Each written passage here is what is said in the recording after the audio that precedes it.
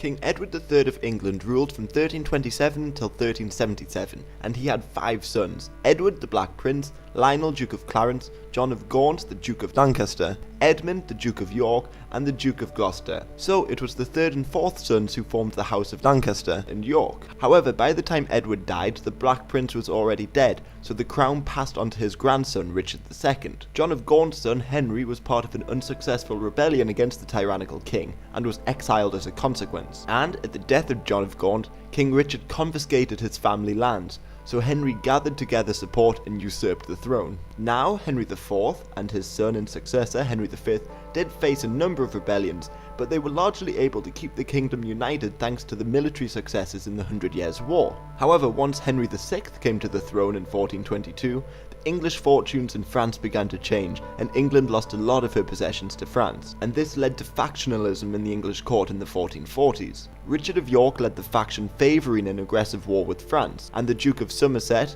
the grandson of John of Gaunt and his 3rd wife, was left in charge of the faction that preferred the peace efforts. And it was this faction that initially gained favour with the king, and especially his wife Margaret of Anjou. But in 1453, the king started suffering from a mental illness, and the popular Duke of York was named Lord Protector, and he quickly arrested Somerset. But the king recovered a couple years later, and Margaret of Anjou was worried that Richard of York threatened her husband's throne, as he had no heirs yet.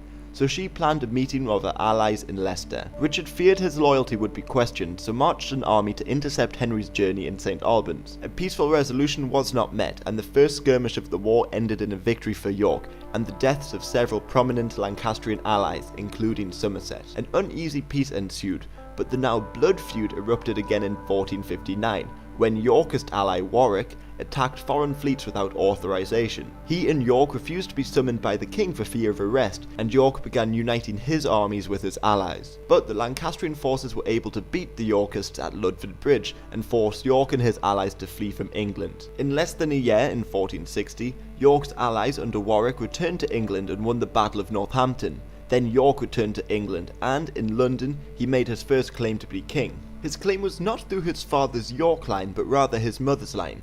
She was the descendant of Lionel, Duke of Clarence, the 2nd eldest son of Edward III. Parliament agreed that he shouldn't depose Henry, but rather become his successor instead of Henry's new young son. Margaret of Anjou, however, continued the fight, and with the help of Scotland, her forces killed York at the Battle of Wakefield in 1460. Richard's son Edward inherited the title and leadership in the war. He quickly marched to meet the Lancastrians, hoping to depose the king for breaking the inheritance agreement. The Battle of Towton in 1461, the largest ever battle in England, ended in victory for Edward. He was subsequently crowned king and spent the next few years battling the remnants of the Lancastrian forces. However, he fell out of favour with the powerful Earl of Warwick because he married a widow of the Lancastrian knight and chose an alliance with Burgundy over France. In 1469, Warwick and Edward's disgruntled brother Clarence unsuccessfully rebelled against the king and fled to France. Once there, Warwick formed an alliance with his old enemy and fellow exile, Margaret of Anjou. In 1470, they returned to England with an army and returned Henry to the throne,